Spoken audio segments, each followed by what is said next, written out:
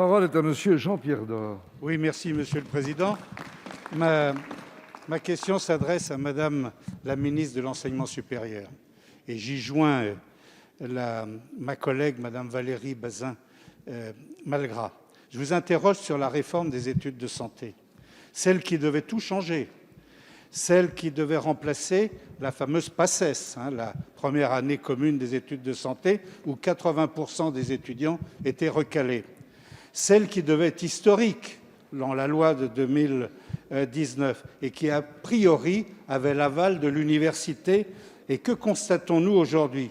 Un rapport sénatorial qui décrit une réforme peu comprise, complexe, mal présentée, mal expliquée et dont l'ampleur a été sous-estimée. Elle a pris de court les universités. Alors comprendre les deux modèles, la PASS, la PASS et le LAS, le parcours premier et la licence santé.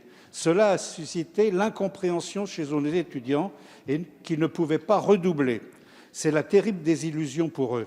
À cela s'ajoute le retard inacceptable de la publication du numerus apertus et ses conséquences pour les redoublants de l'ancienne PACES.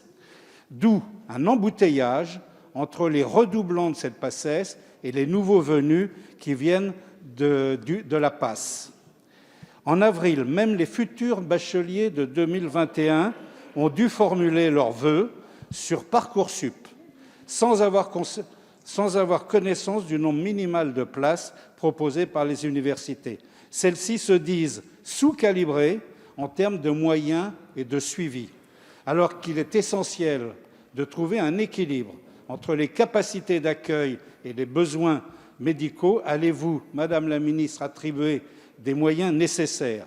Madame la ministre, la génération des étudiants en médecine et de ceux qui voulaient l'être ne doivent pas être une génération sacrifiée.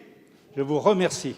Merci, cher collègue. La parole est à Madame Frédérique Vidal, ministre de l'Enseignement supérieur, de la Recherche et de l'Innovation. Merci, Monsieur le Président, Mesdames et Messieurs les députés. Monsieur le député Door, vous avez cité à juste raison le rapport d'information de l'Assemblée nationale et je tiens à remercier le travail de vos collègues, Madame Bazin-Malgras et Monsieur Poterie, pour ce rapport qui complète le rapport du Sénat que vous avez aussi mentionné et qui d'ailleurs montre que cette réforme suit en toutes lettres l'application de la loi telle qu'elle a été votée par le Parlement. Alors oui, c'était une réforme impérative, nous sommes tous d'accord là-dessus.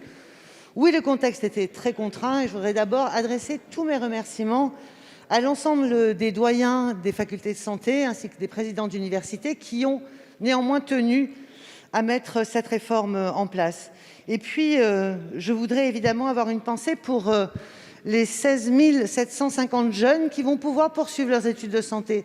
Ce sera juste 2000 de plus que l'année dernière.